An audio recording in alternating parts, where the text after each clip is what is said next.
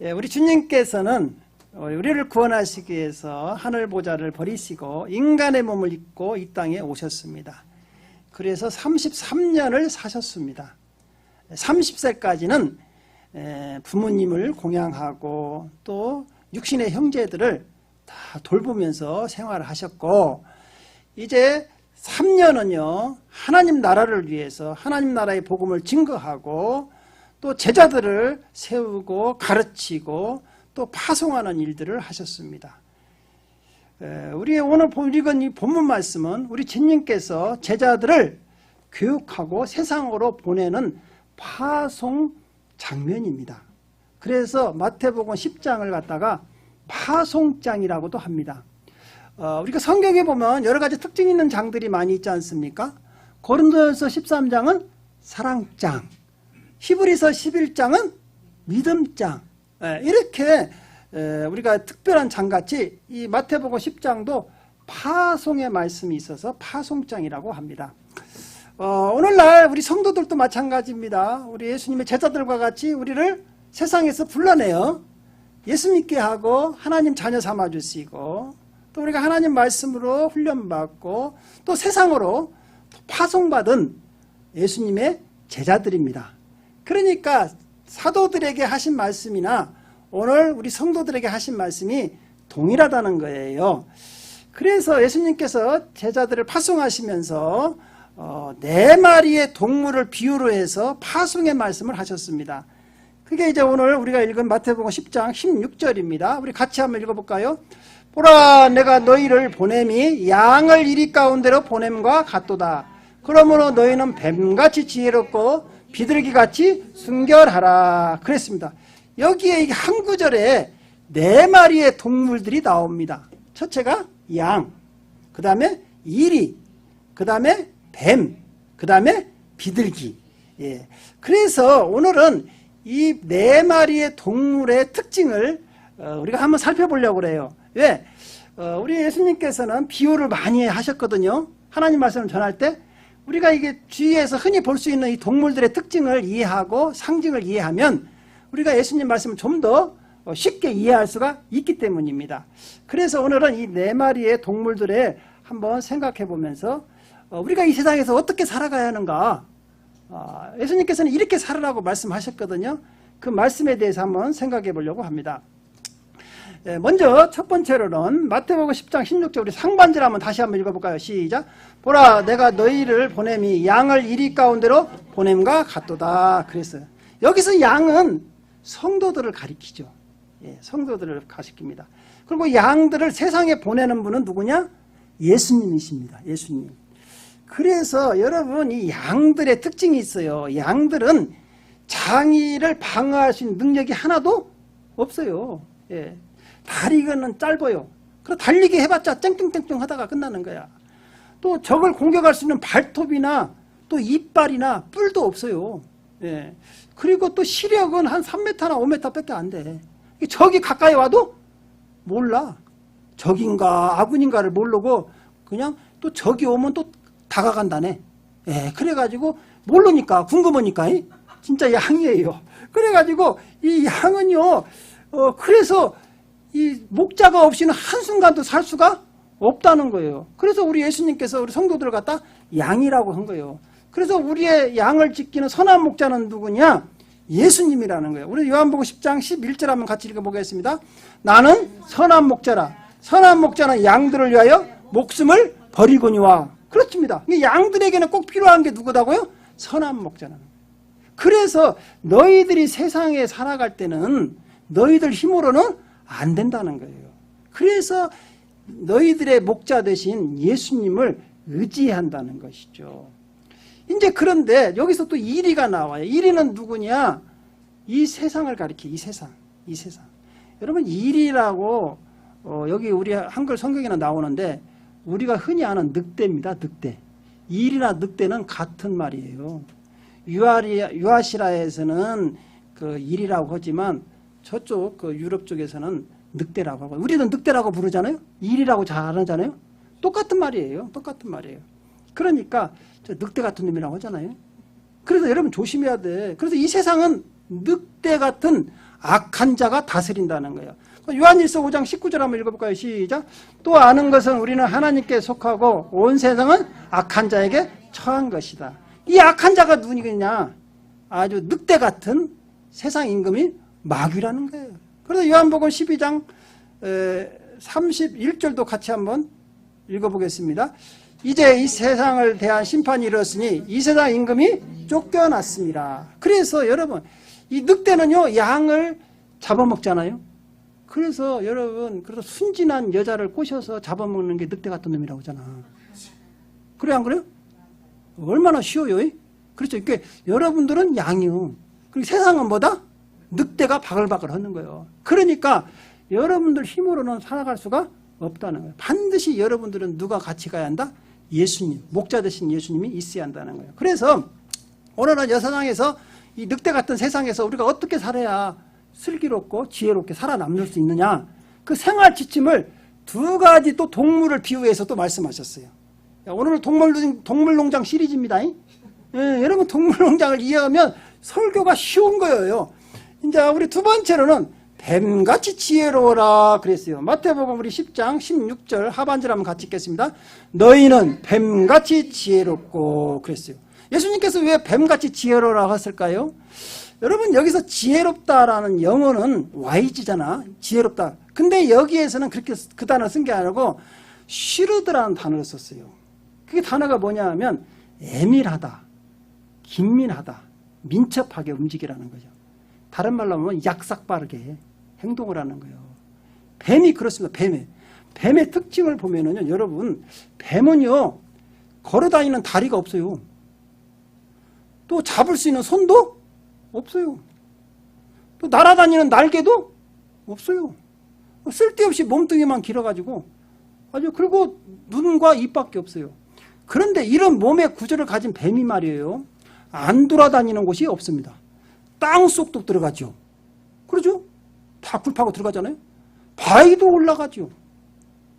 물도 다 헤엄쳐서 다니죠. 안 봤어요? 봤죠? 무리를 막, 나무도 올라가요. 심지어 날아가기까지 합니다. 나무에서 나무를 점프해가지고 날아가요. 한 10m를 날아가더라고. 난 다큐멘터리 다 봤어요. 여러분, 날개도 없는데 날아간다니까? 이야, 대단하잖아요? 뱀은요, 그리고 한 번 먹으면요, 1년을 버틴대요, 1년. 야, 좋겠어요. 우리도 한 번 먹고 1년 동안 안 먹었으면 좋겠어. 야, 이 삼시세끼 힘들어. 그러니까 요새는 삼시기가 인기가 없어요. 야, 나가서 먹어야 돼, 자와. 어쨌든, 뱀은 한 끼만 먹고 1년을 버틴대, 1년을. 그리고요, 또 뱀이 혀가 2개요. 혀이 간사한 거야. 그래갖고 혀를 탁탁탁 내둘러들면 앞에 그냥 개구리가 꼼짝없이 당합니다.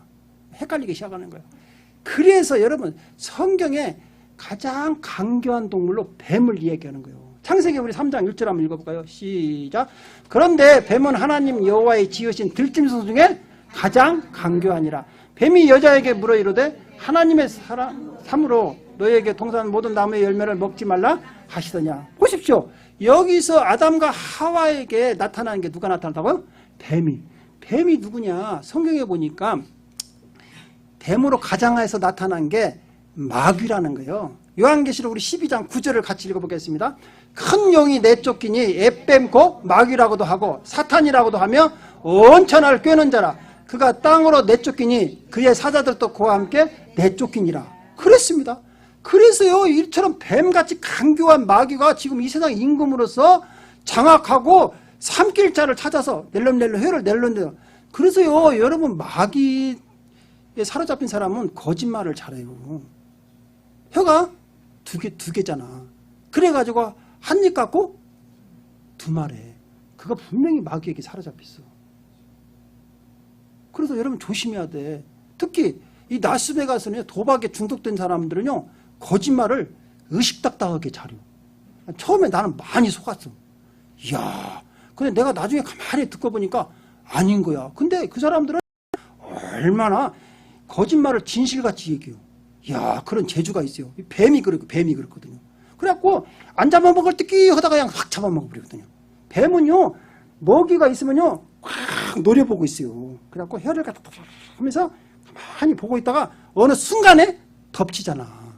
마귀도 그래요. 여러분 가만히 보고 있습니다. 약점을 가만히 노리고 있다가 어느 순간에 확 잡아먹는 거야. 그래서 정신을 차고 깨어있으라는 거예요.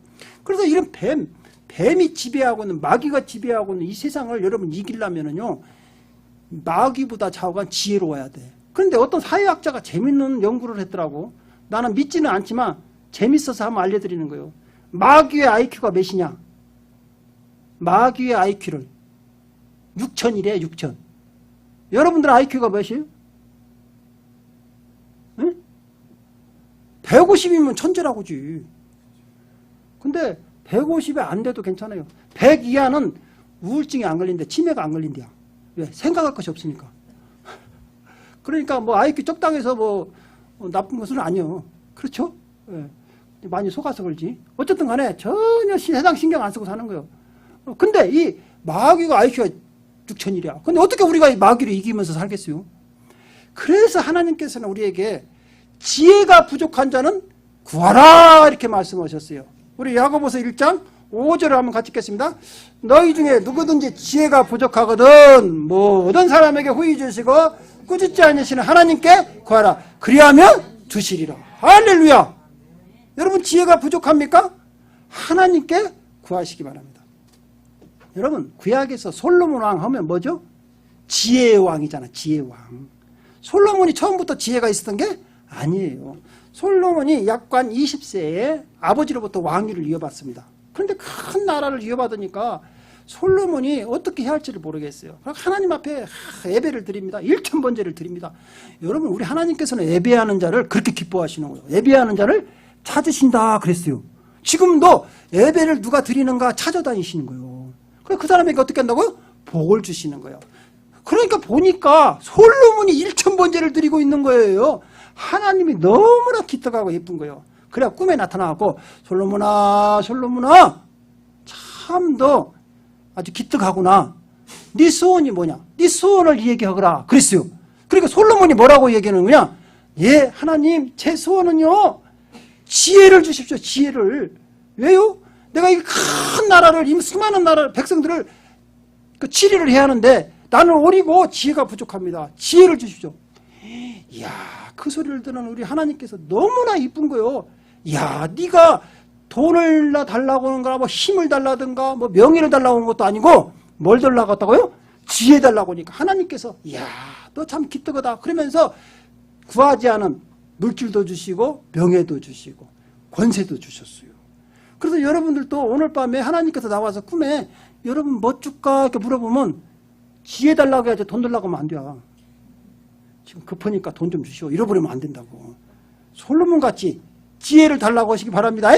예. 그러면 이렇게 구하는 자에게 하나님께서는 누구를 주시느냐? 지혜의 왕이신 성령님을 주십니다. 여러분 이사야서 11장 2절을 한번 읽어볼까요? 시작. 그의 위에 여호와의 영 곧 지혜와 총명의 영이요 오락과 재능의 영이요 지식과 여호와를 경외하는 영이 강림하시리니. 그래서 우리가 지혜가 부족하고 하나님 지혜 주세요. 하나님께서 성령을 부어주셔서 성령님은 지혜의 영이거든요. 그래서 여러분 성령이 임하면 지혜가 임하는 거예요. 다니엘 보십시오. 그렇죠? 다른 술객들보다 10배가 뛰어난 지혜를 주시잖아. 다니엘의 세 친구들도 보십시오. 그렇죠? 예. 그래서 막 국무총리가 되고 요셉 보십시오. 여호와의 신이 충만한 자라고 하잖아. 그래서 여러분 하나님께서는 이 성령을 부어봐. 성령 받은 사람은요. 세상 지식은 모자라도 지혜는 충만한 거예요. 그래서 솔로몬이 이 성령 받고 나서요. 어떻게 됐어요? 아주 지혜로운 왕이 됐잖아요. 그러니까 솔로몬의 지혜를 듣기 싶고 있어서 지금 에티오피아 시바 여왕이 몇천 킬로를 온 거예요. 막 거기 보물들 막 사가지고. 그래가지고 솔로몬한테 와서 보니까 진짜 소문대로 지혜로운 거야. 똑똑한 거야.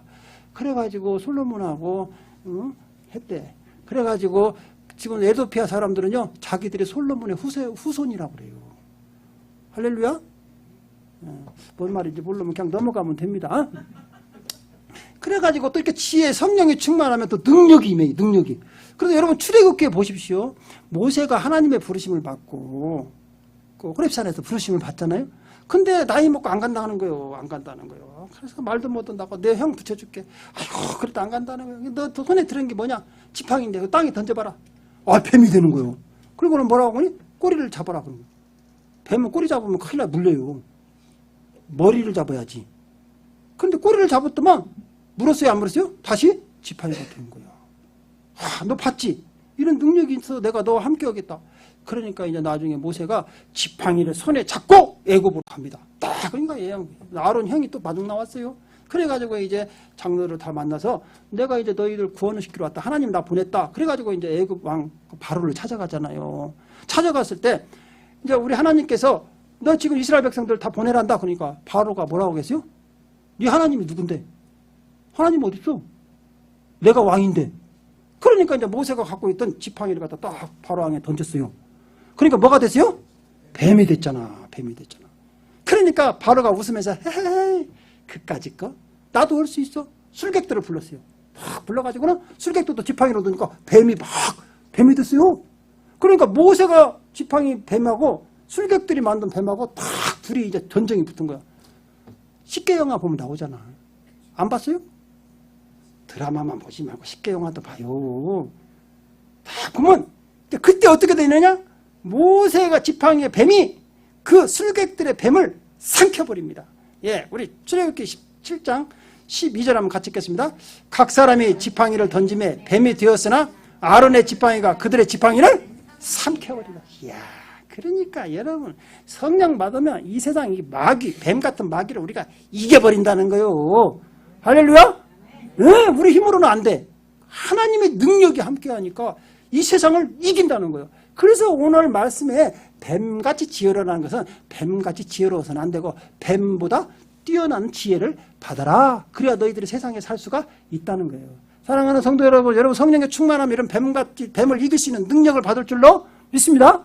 네, 그래서 우리가 세상을 이겨나갈 정복하는 거예요. 자, 세 번째로는 마태복음 10장 16절 하반절 한번 같이 읽겠습니다. 비둘기같이 순결하라 그랬어요. 여러분 순결하면 비둘기를 상징하잖아. 깨끗하잖아. 깨끗해. 왜 비둘기가 이렇게 깨끗하냐? 비둘기는요 날개 쭉지 옆에 기름샘이 있어요. 기름샘이. 그래서 기름이 항상 흘러나옵니다. 그러면 비둘기는 쉬지 않고 이 기름을 갖다 자기 몸에 다 바르는 거예요. 깃털에다가 막 머리끝부터 발끝까지 다 발라. 그러면 어때요? 먼지가 묻어도 이 기름이 있기 때문에 몸이 더럽히지가 않아요. 그래서 우리 이 성령님을 갖다가 기름 같은 성령님이라고도 하지만 비둘기 같은 성령님이라도 해요. 우리 마태복음 3장 16절 한번 같이 읽겠습니다. 시작. 예수께서 세례를 받으시고 곧 물에서 올라오실 때 하늘이 열리고 하나님의 성령이 비둘기같이 내려 자기 위에 임하심을 보시더니. 그죠? 비둘기 같은 성령, 순결한 아주 깨끗한 성령님이 성결의 영이시거든요. 그 성령님 어때요? 내리시는 것을 뭘로 표현한다고요? 비둘기 같은 성령이다. 그래서요 우리 마음을 정결케 하고 깨끗게 하시는 분은 누구냐? 성령님이라는 거예요. 성결의 영이시거든요. 그래서 다윗이 우리아의 아내 바세바하고 또 간통을 했잖아. 그러니까 이제 나단 선지자를 보내서 다윗을 책망하니까 다윗이 회개했어요. 하나님 앞에. 여러분들도 죄를 짓고 말씀으로 또 설교로 찔림이 있으면 회개하시기 바랍니다. 하나님께서 회개하는 자를 다 용서해 주세요. 회개하고 다윗이 지은 참회의 시가 시편 51편입니다. 거기에 보면 시편 51편 10절에 뭐라고 얘기하느냐? 우리 같이 한번 읽겠습니다. 시작. 하나님이여 내 속에 정한 마음을 창조하시고 내 안에 정직한 영을 새롭게 하시고. 내 안에 지금 누가 계시다고? 성령이 계시는데 내 안에 정직한 영, 성령께서 나를 새롭게 하신다. 깨끗게 하신다는 거예요. 그래서 성령이 충만한 사람은요 마음이 깨끗하기 때문에 하나님을 볼 것이요 그랬어요. 여러분 하나님의 영광을 보고 싶으면 마음이 깨끗해야 돼요. 여러분 영혼이 깨끗해야 돼요. 그래서 여러분들이 회개하고 예수 보혈로 죄씻음을 받으면 하나님의 영광을 볼 수가 있다는 거예요. 두 번째 비둘기는요 썩은 고기를 먹지 않습니다. 항상 신선한 과일이나 뭐 채소나 곡물 그런 것들을 먹어요. 그리고 비둘기는요 한번 짝지어주면요 평생을 같이 살아요. 살다가 성격이 안 맞다고 안 헤어져. 미우나 고우나 같이 끝까지 가요. 생사를 같이. 그래서요, 이 비둘기같이 순결하는 것은요, 성도는 한번 예수님과 한번 정혼을 하면요, 끝까지 가는 거예요. 믿음의 심지가 곧아야 한다는 것이죠. 그 다니엘서에 보면 다니엘의 세 친구가 바벨론으로 포로로 잡혀갔잖아요. 그때 누부갓네살이 뭐예요? 우상의 제물들을 막 먹이잖아. 그러니까 다니엘의 세 친구가 뭐라고 합니까? 우리는 우상의 제물로 우리 몸을 더럽히고 싶지가 않다. 비둘기같이 썩은 고기는 안 먹겠다는 거예요. 안 먹겠다는 거예요. 과감하게 우리가 더 드립니다. 여러분, 이 세상에 살면서 우리는 먹을 게 있고 안 먹을 게 있는 거예요. 성도들은. 아주 우리가 그걸 여러분 구분할 줄을 알아야 한다는 것이죠. 그리고 이 비둘기같이 신앙의 지조가 있어야 돼요. 환난이 온다고 해서 핍박이 온다고 해서 믿음이 흔들리면 안 된다는 거예요. 이 비둘기는 한번 짝을 맺으면 끝까지 간다니까. 죽을 때까지 생사를 같이 한다니까. 우리도 예수님 믿다가 조금 힘들다고 하면 에이 때리치자 이러면 안 된다는 거예요. 그런 사람은 하나님께서 복받을 수가 없다는 것이죠.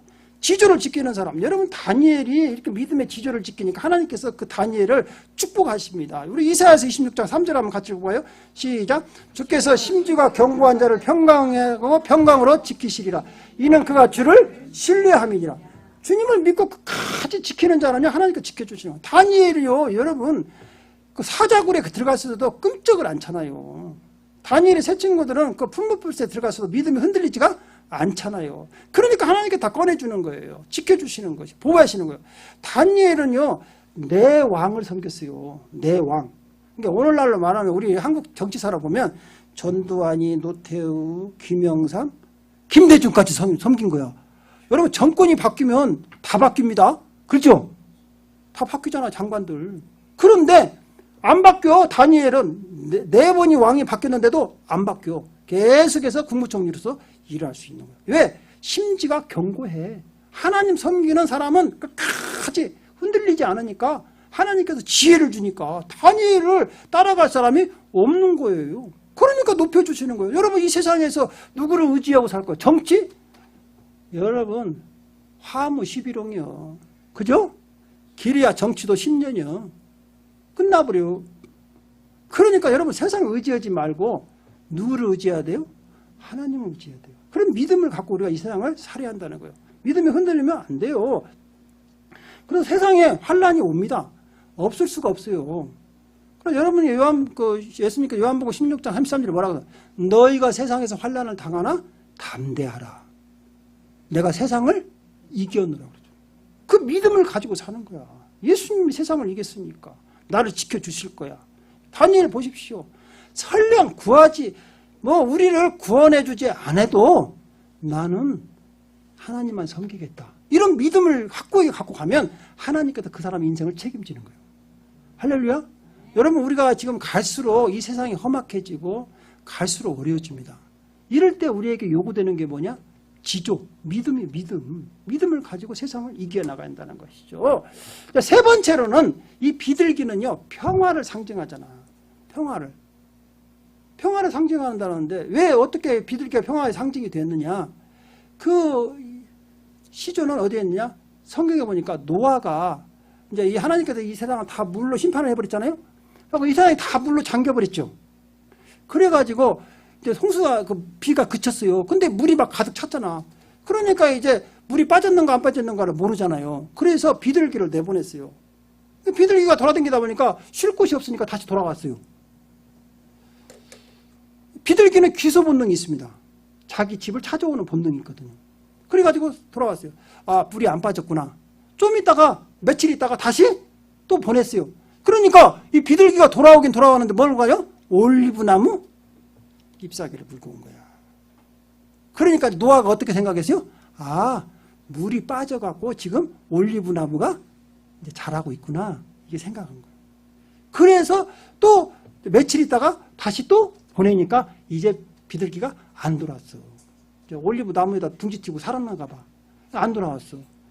그래서요, 여러분, 그때부터 평화의 상징 올리브 하면, 그러니까 비둘기 하면 올리브 나무 잎사귀 이렇게 물고 있잖아. 그래서 그거야. 교회 다니면 유식해진다니까. 다 알려주잖아. 여러분, 다른 사람 몰라. 왜 비둘기가 평화의 상징인지. 다 그 올리브 나무 물고. 그게 무슨 뜻이냐면, 이제 이 땅의 재앙이 끝났다. 평화가 왔다. 새 생명이 살아났다. 그래서 여러분 그래서 평화의 상징인 거예요. 비둘기가. 알고 나서야 하는데. 운이라고요. 어쨌든 간에 이처럼 평화의 상징은 비둘기는요. 왜 우리가 비둘기같이 살아야 하냐? 하나님의 자녀들은 화평하게 살아야 한다는 것이지. 예, 그래서 화평케 한다는 거예요. 그래서 마태복음 5장 9절에 우리 주님께서 이렇게 말씀하셨어요. 시작. 화평케 하는 자는 복이 있나니 그들이 하나님의 아들이라 일컬음을 받을 것이요. 그랬어요. 하나님의 아들들이잖아. 여러분들은. 하나님의 자녀들은 가는 곳마다 화평케 한다는 거예요. 여러분들이 가는 곳마다 트러블이 일어나면 안 돼요. 여러분이 가는 곳마다 가정, 직장, 교회, 여러분이 가는 곳마다 평화로운 곳이 다 깨져가지고 트러블이 일어나면 안 된다는 것이지. 하나님의 자녀는 트러블이 있는 곳에서 갔을 때도 다 화평하게 만들어야 한다는 거예요. 예를 들어서 여러분 가정에 아주 형제간간이 막 싸우고 막 그런 교회, 그런 집에 시집을 갔다고 칩시다. 그러면 여러분들이 갈 때 화목하게 하는 거예요. 다 형제간들. 가정을 평안하게 하는 거예요. 직장도 마찬가지입니다. 교회도 마찬가지입니다. 교회, 문제없는 교회가 없죠. 가는 곳마다 여러분들이 갈 때마다 교회가 쪼개져 버린다고 하면 그건 하나님 자녀가 아니지. 그거 생각해 봐야 돼요. 그런데 문제 있는 교회에 가서 여러분이 가가지고 다 화합시키고 평안한 교회를 만드는 게 그게 하나님의 자녀들이라는 것이죠. 그래서 우리는 세상에서 어떻게 살아야 하냐? 화평하게. 다른 사람들한테 베풀면서 여러분들 양보하면서 그래야 화평이 이루어져. 내 것 쥐어져 갖고는 여러분 화평이 안 돼. 내 거 욕심 부려 갖고는 화평이 안 돼요. 내 거를 양보해야 화평이 있는 거예요. 자기 권력만 주장해서는요, 여러분 화평을 이룰 수가 없어요. 그래서 우리 주님께서는 뭐라? 달라고 하면 주라는 거예요. 구워주라는 거예요. 다 너희들 채워주겠다는 것이죠. 하나님 자녀는 그래서 축복받았고 나눠주는 삶이에요. 예, 그래서 여러분 자꾸 베풀면 베풀수록 하나님께서 더 축복해 주죠. 그래서 세상에서도 우리 히브리서 12장 14절에도 이렇게 말씀하고 있어요. 시작. 모든 사람과 더불어 화평함과 거룩함으로 따르라. 이것이 없이는 아무도 주를 보지 못하리라. 그렇죠. 모든 사람과 믿는 사람이나 믿지 않는 사람이나 다 어떻게? 화평해라. 예, 그래야 그 사람들이 저 예수 믿는 사람 야 다르다. 나도 그 교회에 나가고 싶다 그러잖아. 그렇죠? 근데 여러분들이 가는 곳마다 쌈박지르면 예수 믿는데 그럼 어디 교회냐? 그 교회 안 가야겠다 그러면. 여러분들이 좌우간 세상에 나가서 싸우려면 즐거운 제자교회 다닌다고 하지 마라. 에? 다른 교회 얘기해. 이단. 에? 여러분들이 즐거운 제자교회 다닌다고 하면서 그런 데 가서 한번 싸움해버리면 끝나버려. 무슨 얘기인지 알겠어요? 그러니까 참는 거야. 네, 예수님도 참았잖아. 우리도 참는 거예요. 그래서 화평을 이루고 살아야 한다는 것이 비둘기같이 평화를 상징하는 거죠. 사랑하는 성도 여러분, 우리는 이 세상에 파동받은 예수님의 제자들입니다. 우리가 어떻게 살아야 합니까? 이 세상에 그 늑대 같은 놈 마귀가 득실거려요. 그 뱀 같은 아주 이간질하는 마귀가 우리를 삼키려고 찾고 있어요. 이 마귀가 이기려면 마귀보다 더 지혜로워야 돼요. 성령이 충만해야 한다는 것이죠. 마귀를 이길 수 있으면. 그 다음에 여러분 비둘기같이 순결하려면 우리 마음부터가 회개해야 돼요. 깨끗해져야 돼요. 그래서 비둘기같이 성령이 충만하게 하면 여러분도 마음이 정직해지고 깨끗해지고 하나님께 영광이 드러나 줄 수 있는 삶이 될 줄로 믿습니다. 기도하겠습니다.